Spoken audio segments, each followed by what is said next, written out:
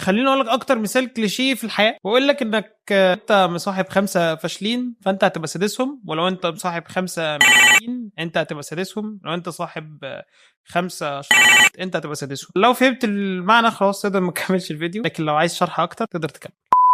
مفيش حد فينا ما سمعش مثل ليه صاحبك الفاشل ممكن يبقى سبب دمارك، او سبب ان هو يفشخك يبوظ لك حياتك وتفكيرك. بس مش كلنا قعدنا كده وتمعنا وفكرنا هو ده فعلا بيحصل لنا، ولا انا بحب صاحبي ومستحيل اعترف بان هو كئيب ابن فاشل ابن.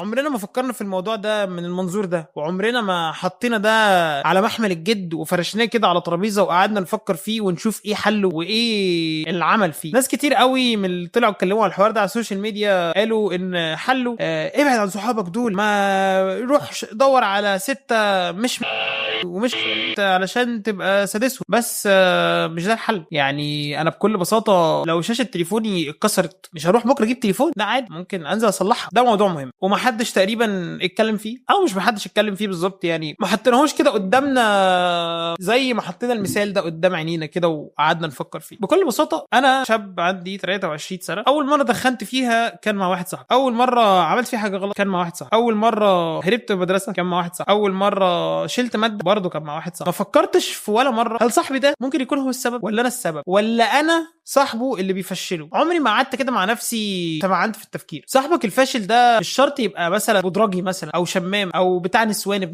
مش شرط. ممكن صاحبك الفاشل ده بيشتكي كتير، تقعدوا دايما يقول لك قد ايه الحياه فشخان، وقد ايه هو تعبان في حياته، قد ايه تفكيره اهم من كل اللي قاعدين. يعني هو بيخش كده انا تعبان انا طلعت يا ابني انت بتقول ايه، يقعد بقى يتكلم بقى ويعيد ويزيد في قد ايه حياته دي صعبه ومأساويه ومفيش فلوس ومفيش واحده تعبره وبيته ابن احبه وحياته بنت احبه. تقعد انت تفكر في الموضوع ده وتقول اخويا انا محتاج اساعد، فتساعده مره واثنين وثلاثه واربعه، بس ما بتاخدش بالك ان انت مساعدتك ليه على المدى الطويل بتقلب بروتين، تقلب ان احنا عارفين ان فلان وهو جاي يقعد معانا هيقول حاجه بنت تسكتنا كلنا علشان هو كلامه مهم وحياته صعبه ولازم كلنا نقعد نسمع. حقيقي الموضوع مقرف. مع الوقت بتجزع، بتحس ان انت فيك حاجه غلط، تحس ان انت زي صدرك تقل كده، في حاجه منغصه عليك عيشتك، في سرطان في ودانك، في حاجه مقرفه في حياتك، وبتبقى الحاجه دي هو او الفكره او الكلمه او الكونسبت بتاع القعده بتاعه الشكوى والصياح. خلي بالك انت ممكن واحد صاحبك يقعد يشتكي لك عن قد ايه هو الدنيا مع اهله صعبه والدنيا معاه صعبه، وتبقى المشكله حاجه تافهه، ترجع بيتكم تلاقي علبه دومتي في الثلاجه وتمن رغيف عيش، فتبقى عايز تموت نفسك، وتبقى عايز تموت نفسك اكتر على اللي انت لسه سامعه النهارده. ده مش عدم رضا، بالعكس انت بتبقى راضي، بس بتبقى مش راحم مخك، بتبقى مش راحم تفكيرك. فنيجي هنا البوينت بتاع ازاي نعالج الوضع ده من غير ما نروح لصاحبنا ده ونقول له اسمع انت ابن وانا مش عايز اعرفك تاني، علشان انا دلوقتي هروح اطور من نفسي واتعلم الماني. في حاجات كتيره فشخ ممكن تعملها مع الشخص ده وتبقى عملت فيه جميله وعملت في نفسك جميله، زي ان انت تقعد تكونفرونت تكلم معاه تقول له على فكره اللي انت بتعمله ده زي الخرا، على فكره انت عبيط، على فكره انت اهبل، على فكره حياتك مش اهم حياه في الدنيا، على فكره قسم. بذكر الجمله دي كنت دايما بسمع كده حته، وانا كنت مقتنع بالموضوع ده لفتره ما، ان طالما هي مشكله مضايقاك او حاجه مضايقاك يبقى هي فعلا مشكله، مش عشان حاجه مضايقاك يبقى هي مشكله.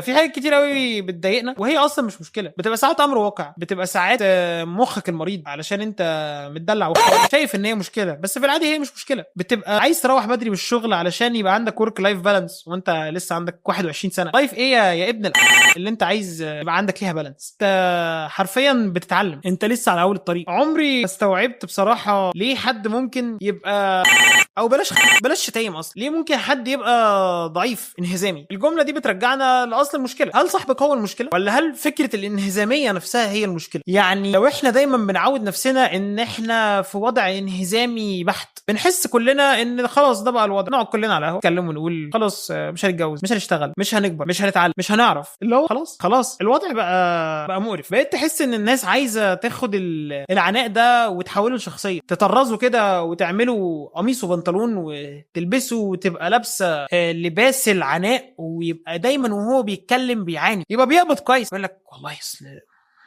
وضعه فلوس مش بتكفي، وضعه الاجتماعي كويس يقول لك والله اصل ساكن انا في حته تحس ان دايما في حاجه بتنغص عليكم عيشتكم. فنيجي للتفكير المجمل بتاع الفكره، ليه ده اصلا بيحصل؟ ليه انت ممكن تسيب اصلا ده يحصل؟ حقيقي انا مش هنا علشان ادي اجوبه، مش هنا علشان انميك او اقول لك معلومه زي ابو زيد او اي شخص اخر بيتكلم عن الحياه الاحسن. انا هنا عشان اطرح سؤال وانبهك، اقول لك هل انت فعلا عايش في عناء، ولا هل انت حابب تبقى في العناء ده؟ يعني كمثال، لما انا جيت دخلت الكليه، ناس كتير فشخ من دفعتي دخلوا فعلا الكليه اللي هم كان نفسهم فيها، يعني تعب ولقى قصاد تعب ودخل الكليه. بس لما تيجي تساله بعدها بسنه كده عامل ايه في الكليه، والله يا اسطى الكليه دي بص مقرفه ما اقولكش. ودايما البوستات بتاعته عن قد ايه الكليه بنت او قد ايه مكان وحش ومطلع ميتينه.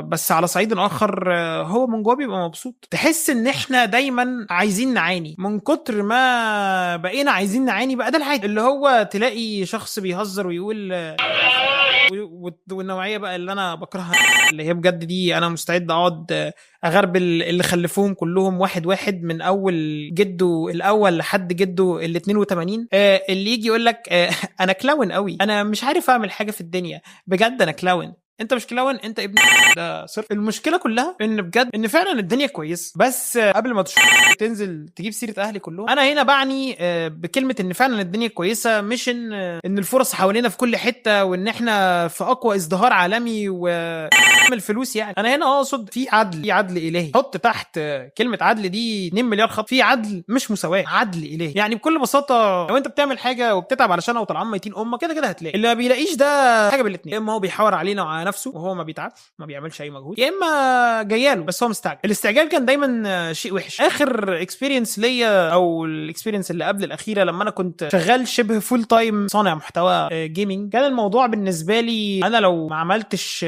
بيك في 6 شهور خلاص انا كده فاشل، واحط على نفسي ليبل الفشل واحط نفسي تحت سقف الفشل. طب وليه؟ عشان ايه اصلا؟ انا بصراحه شايف حاجه وعندي سؤال. انا شايف ايه؟ شايف ان الناس محتاجه تقعد مع نفسها اكتر، تفهم نفسها اكتر، يبقى عندها وعي بالحياه اللي حواليها، عارف كويس ان كل حاجه حواليه، بس ساعات كتير قوي هو بيبقى عايز الحاجه تتحط له البوسه بس ده ما بيحصل ومش هيحصل. وصدقني انت لو ما اتحركتش النهارده في نفس اللحظه واحد بيتحرك هياخد حاجه انت كنت بتفكر فيها، هيملى مكان انت كان نفسك فيه. الفرص موجوده بس للي شايفها وللي يستحقها وللي بيتعب عشانها. خليني اقول لك ان الحياه دي الا وهي مجرد دار ابتلاء وعناء، ده الطبيعي في الحياه. وانا مش جيف بيزوس ولا اجمد واحد، يعني انا مجرد شاب حاول عنده وعي اكتر بالحياه وباللي موجود حواليه، وباكبر حاجه موجوده عليا هي نعمه ربنا. فسؤالي ليك في اخر الحلقه، هل انت فعلا بتعاني ولا انت بس بتحب المعاناه؟